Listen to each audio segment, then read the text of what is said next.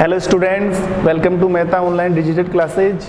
देखो, इससे जो पहले वाला वीडियो था उसमें हमने रासायनिक संयोजन के नियम चालू कर दिए थे और एक नियम हमने पढ़ लिया था, वो था द्रव्यमान संरक्षण का नियम।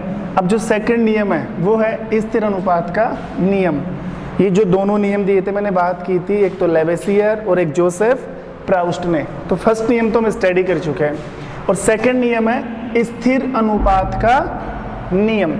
अब देखो ये जो नियम है, अब एक बार इसको समझो, नाम से पता लग रहा है स्थिर अनुपात मतलब कोई ना कोई रेशियो है जो फिक्स है, कांस्टेंट है, कोई ना कोई रेशियो। अब इस नियम को समझने के लिए हमें एक रासायनिक राशि पढ़नी पड़ेगी और वो है यौगिक, कंपाउंड। देखो, लेवोसियर और प्राउस्ट क्या कहते हैं कि यौगिक किसे कहते हैं? दो या दो से अधिक तत्व एक निश्चित रासायनिक योग में मिलकर जिसका निर्माण करते हैं उसे यौगिक कहते हैं। तो यौगिक की डेफिनेशन क्या हुई? दो या दो से अधिक तत्व एक निश्चित अनुपात में मिलकर, दो या दो से अधिक तत्व एक निश्चित अनुपात में मिलकर यौगिक का निर्माण करते हैं, उसे यौगिक कहते हैं। दो या दो से अधिक तत्व एक निश्चित अनुपात में मिलकर किसका निर्माण करते हैं? यौगिक का निर्माण करते हैं। तो अब देखो, यौगिक अगर आपको बनाना है, कंपाउंड अगर बनाना है, ये पूरी चीज इसी नियम में चल रही है। अगर आपको क्या बनाना है? यौगिक बनाना है। तो यौगिक बनाने के लिए आपको कितने तत्व चाहिए? दो तत्व। और दो तत्व कैसे होने चाहिए? एक निश्चित अनुपात में। इस डेफिनेशन पर थोड़ा सा ध्यान दो। दो या दो से अधिक तत्व आप जानते हो, हाइड्रोजन, हीलियम, लिथियम, बेरिलियम। उन तत्वों को जोड़ना है, लेकिन ऐसे ही नहीं जोड़ना कि जैसे उठाया जितना मन में उठा के जोड़ दिया। आपको जोड़ना है, लेकिन कैसे? एक निश्चित अनुपात में जोड़ना है, तब जाकर बनेगा कंपाउंड। जैसे एग्जाम्पल लूं मैं, एक एग्जाम्पल लिया मैंने पानी का अणु। अब जल का अणु सूत्र क्या होता है? H2O। ऐसे ही हम दूसरा एग्जाम्पल ले ले कार्बन डाइऑक्साइड का, इसका क्या होता है? CO2। ऐसे ही किसी अम्ल का ले ले HCl। ये सब यौगिक है, ये सब यौगिक है। अब पता कैसे लगा यौगिक है? क्योंकि सब में दो या दो से ज्यादा तत्व आ रहे हैं। देखो, इसमें दो तत्व कौन से हैं? एक तो हाइड्रोजन आ रहा है और एक ऑक्सीजन आ रहा है। इसमें एक कार्बन और एक ऑक्सीजन, इसमें हाइड्रोजन और क्लोरीन। तो दो या दो से अधिक तत्व एक निश्चित अनुपात में जुड़ रहे हैं कि नहीं जुड़ रहे हैं? निश्चित अनुपात का मतलब इधर से ही पहला एग्जाम्पल ले लो, H2। अब देखो, पहले तो इसको एक साधारण तरीके से समझो। हाइड्रोजन यहाँ पर कितने हैं? दो। ऑक्सीजन यहाँ पर कितना है? एक। तो जब दो हाइड्रोजन और एक ऑक्सीजन मिलेगा, यानी कि हाइड्रोजन और ऑक्सीजन 2:1 में जुड़ेंगे ना, तब ही जल का रासायनिक अणु सूत्र का निर्माण होगा। ऐसा नहीं कि जितना मन में आया उठा के जोड़ दिया। जैसे मान लो आपने हाइड्रोजन भी दो ले लिया और ऑक्सीजन भी दो ले लिया, तो अब बनेगा क्या? H2O2। It's not a water molecule. ये पानी का अणु नहीं है। H2O2 पानी का अणु सूत्र होता है क्या? नहीं होता ना। H2 होता है ना। तो निश्चित अनुपात में नहीं जोड़ा, क्योंकि ऑक्सीजन कितने अनुपात में आ रहा था? 1, जबकि हमने ऑक्सीजन का कितना अनुपात लिया? 2। तो जब तक निश्चित अनुपात में नहीं जोड़ोगे तब तक यौगिक का निर्माण नहीं होगा। ये पानी नहीं बना, ये कुछ और ही यौगिक बन गया, हाइड्रोजन पेरोक्साइड गैस बन गई है। तो दो या दो से अधिक तत्व जब जुड़ेंगे, लेकिन जुड़ेंगे कैसे? निश्चित रेशियो के अंदर, तब जाके बनेगा यौगिक। यही ये नियम है, स्थिर अनुपात का नियम, कि अगर आपको यौगिक का निर्माण करना है तो दो तत्वों को एक निश्चित अनुपात या एक स्थिर अनुपात में जोड़ना पड़ेगा। उसे कहा जाता है स्थिर अनुपात का नियम। और ये नियम दिया किसने? लेवोसियर और प्राउस्ट ने। देखो,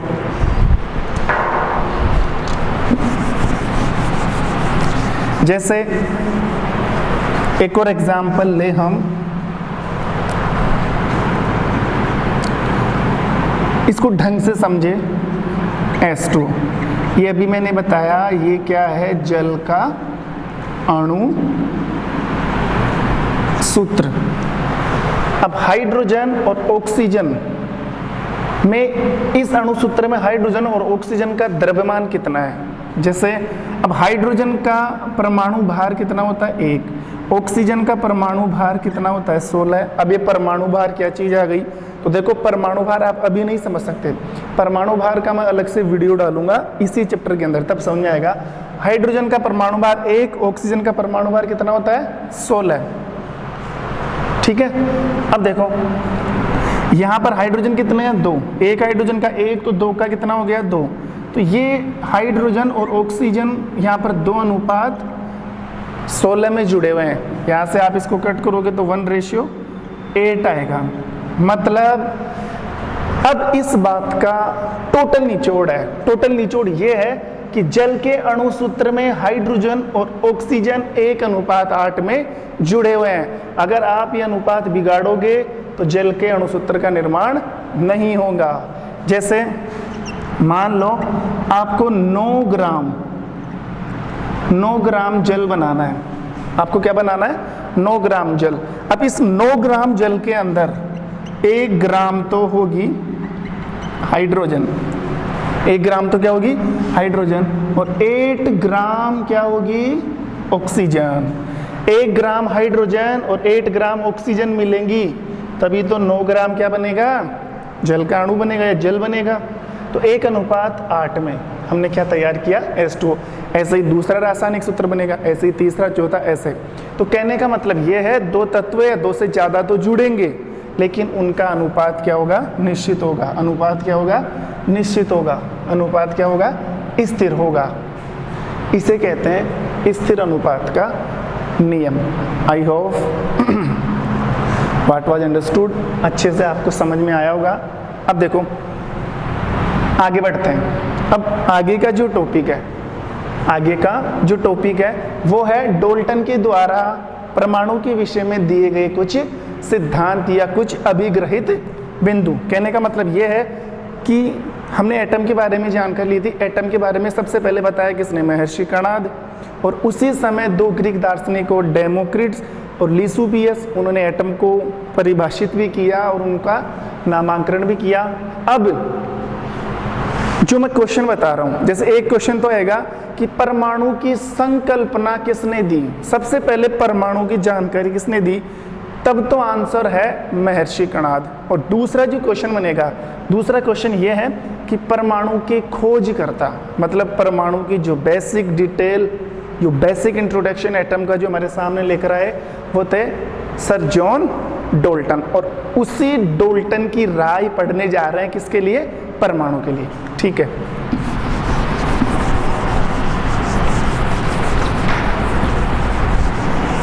अब क्या करना, हमें डाल्टन के बारे में पढ़ना है।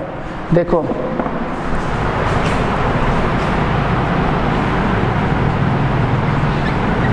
डाल्टन द्वारा परमाणु के लिए, डाल्टन द्वारा परमाणु के लिए दिए गए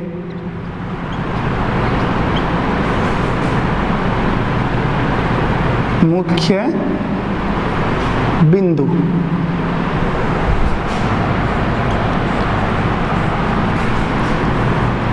देखो 2 क्वेश्चन। फर्स्ट क्वेश्चन, परमाणु का कंसेप्ट किसने दिया, कणाद ने। और परमाणु का जो खोज करता है, जिसने परमाणु को डिस्कवर किया वो था जॉन डाल्टन। अब डाल्टन परमाणु के बारे में क्या बातें बताता है वो पढ़ना है। तो हेडिंग क्या हो गई, डाल्टन द्वारा परमाणु के लिए दिए गए मुख्य बिंदु। देखो सबसे पहली बात, डाल्टन क्या कहता है कि कोई भी द्रव्य या कोई भी पदार्थ किससे बना होता है, परमाणु से। कोई भी द्रव्य या पदार्थ मेड बाई एटम किससे बना हुआ है, परमाणु से बना होता है। और सही भी है बात। देखो द्रव्य की बात करें या सब्सटेंस की बात करें, पदार्थ की बात करें, तो किससे बना होता है, परमाणु से बना होता है। आप तो ये मान के चलो ना कि पूरी दुनिया ही किससे तैयार हुई है, परमाणु से। हर एक चीज उठा के देख लो आप, जिस चीज में आपको वजन दिखता है या वजन महसूस होता है और जो चीज जगह घेरती है वही पदार्थ होता है। ये बोर्ड, ये डस्टर, ये माइक, ये दीवारें, ये सब पदार्थ है, या इन सब को आप क्या बोल सकते हो, परमाणु बोल सकते हैं। जैसे एक एग्जांपल लूं मैं, मार्कर सब जानते हो जो मेरे हाथ में, ठीक है। अब ये मार्कर जब आप इसका वेट करोगे तो इसका कुछ ना कुछ वजन आएगा कि नहीं आएगा, आएगा। तो मार्कर को किसी जगह पे रखोगे तो ये स्थान घेरेगा कि नहीं घेरेगा, घेरेगा ना। तो दुनिया में ऐसी कोई भी चीज नहीं है जिसका वजन ना हो और जो जगह नहीं घेरे। जो जगह घेरे या जिसका वजन हो वही द्रव्य है, वही पदार्थ है, वही परमाणु है। हाँ, कुछ एग्जाम्पल मैं दे सकता हूँ आपको जो पदार्थ या परमाणु नहीं है। जैसे मैं एक क्वेश्चन, यही क्वेश्चन पूछते हुए 4 ऑप्शन डालता हूँ तुम्हारे सामने। एक तो है टेबल, एक है चेयर या ग्लास मान लो, और एक मैं बात करूँ आइडिया। अब यही क्वेश्चन आपसे पूछूं कि बताओ इनमें से कौन सा परमाणु नहीं है। फिर आप सोचोगे टेबल तो जगह घेरती है, टेबल में तो भार होता है। कुर्सी भी जगह घेरती है, कुर्सी में भी भार होता है। ग्लास भी जगह घेरता है, ग्लास। लेकिन आइडिया जो विचार है, विचार तो दिमाग में बनते हैं ना, विचार कौन सी जगह कवर करेंगे या विचार में कौन सा भार होगा। इसलिए it's not a atom, it's not a substance and it's not a matter. ये तीनों परमाणु है और ये क्या है, परमाणु नहीं है। तो यही मैं कहना चाह रहा था। डाल्टन का पहला पॉइंट यही था कि कोई भी द्रव्य या पदार्थ किससे बना होता है, परमाणु से तैयार होता है। अब देखो सेकंड पॉइंट क्या है।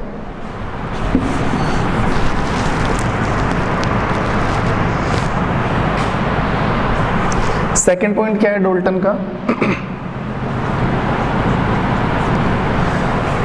डाल्टन का जो दूसरा बिंदु है वो ये है कि एक तत्व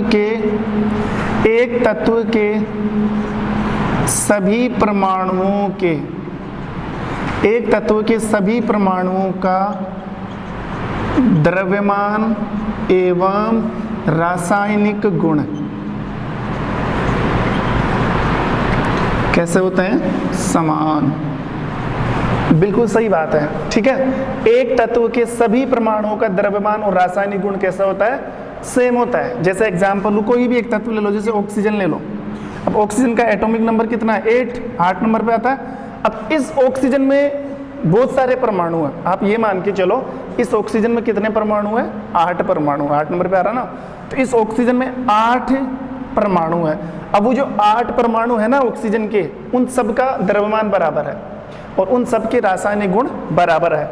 जैसे मान लो ऑक्सीजन है और इसी के साथ एक और तत्व ले लो, नाइट्रोजन, ये साथ में आता है। तो ऑक्सीजन के परमाणु नाइट्रोजन के परमाणु से द्रव्यमान में समान नहीं है। ऑक्सीजन के परमाणु नाइट्रोजन के परमाणु से रासायनिक गुणों में समान नहीं है, लेकिन हेडिंग में क्या डाला हुआ है, एक तत्व, ना कि डिफरेंट एलिमेंट। मैंने तत्व कितना दे रखा है, एक। तो सही बात है, एक तत्व के सभी परमाणुओं का द्रव्यमान और रासायनिक गुण कैसे होते हैं, सेम होते हैं। The chemical properties and the mass are similar of any atoms या एनी एलिमेंट। अब इसी पॉइंट से थर्ड पॉइंट तैयार हो जाएगा। देखो कैसे।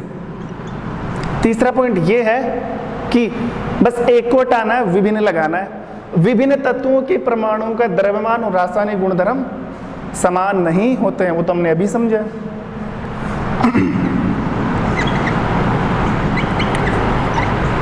विभिन्न तत्वों के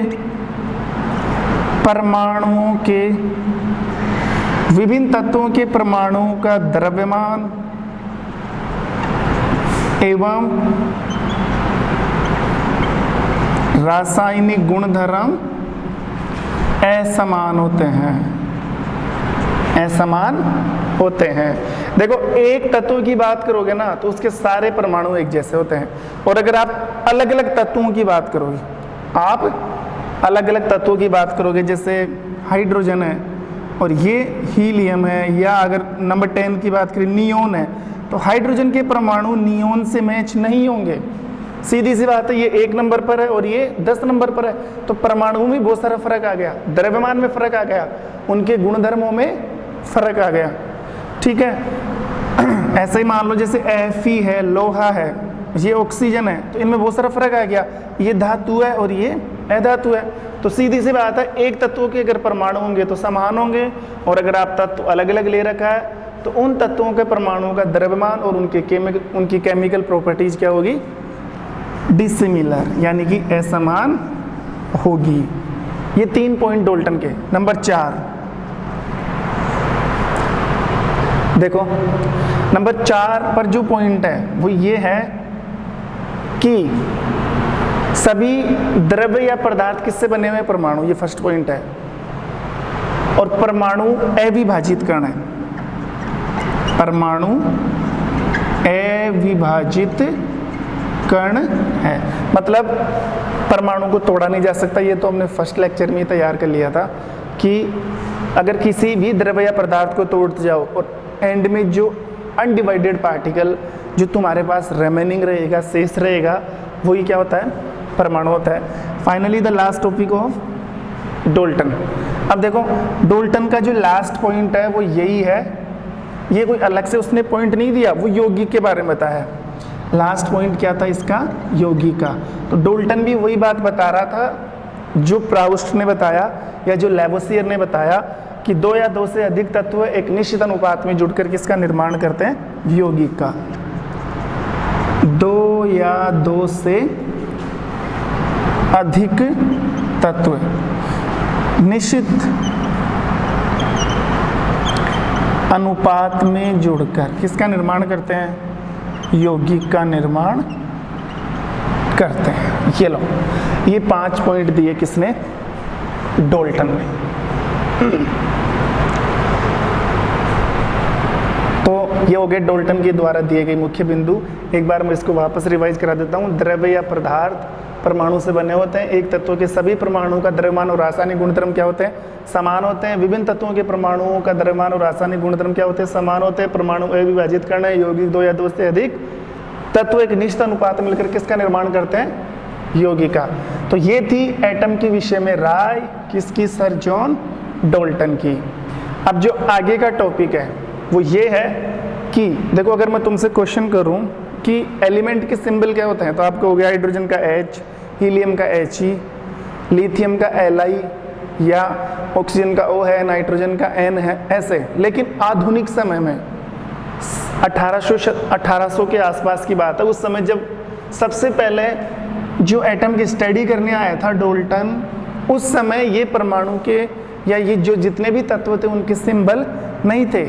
हाइड्रोजन को H से नहीं जानते थे, हीलियम को He से नहीं जानते थे, और उस समय तो इतने तत्वों की जानकारी भी नहीं थी।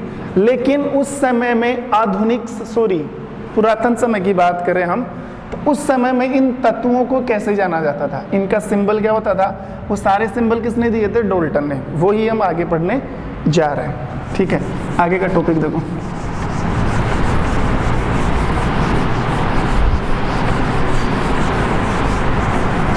बस छोटा सा टॉपिक है।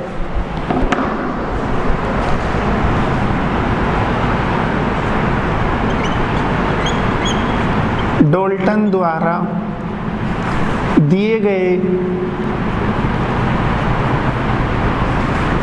तत्वों के प्रतीक, डाल्टन द्वारा दिए गए तत्वों के प्रतीक। देखो, एक छोटी सी जानकारी दे दूं, डाल्टन आया 1800 के आसपास। कब आया, 1800 के आसपास। और उस समय प्रकृति में तत्वों की संख्या थी 32 से 35, और आज के टाइम तत्वों की संख्या कितनी है, 118। तो देखो ना, how do conclusion in element, इतना कंक्लूजन आ रहा है इन एलिमेंट्स में।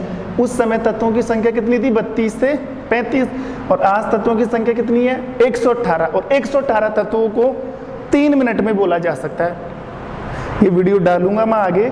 118 तत्वों को हम कितनी देर में याद करेंगे, ओनली 3 मिनट के अंदर। लेकिन सोचो, उस समय 32 तत्व याद करना भी मुश्किल था, और आज के टाइम में ये 118 तत्व भी हम फटाफट मिनटों में तैयार कर सकते हैं। वो इसीलिए ये इतना डिफरेंस क्यों आया, ये अंडरस्टैंडिंग में इतनी परख क्यों नहीं हो पाई, वो इसलिए नहीं हो पाई क्योंकि उस समय तत्वों के सिंबल कुछ और थे, तत्वों के सिंबल कुछ और थे, और वो सिंबल देने वाला कौन था, डाल्टन। अब देखो सिंबल क्या है, अगर उस समय ऐसा सिंबल नजर आता था, ये वाला, ये हाइड्रोजन था। ये क्या था? हाइड्रोजन। और आज हाइड्रोजन को कैसे लिखते हैं? सीधा सा H। एक और सिंबल, अगर बिल्कुल डार्क सर्कल नजर आए ऐसे, ऐसा,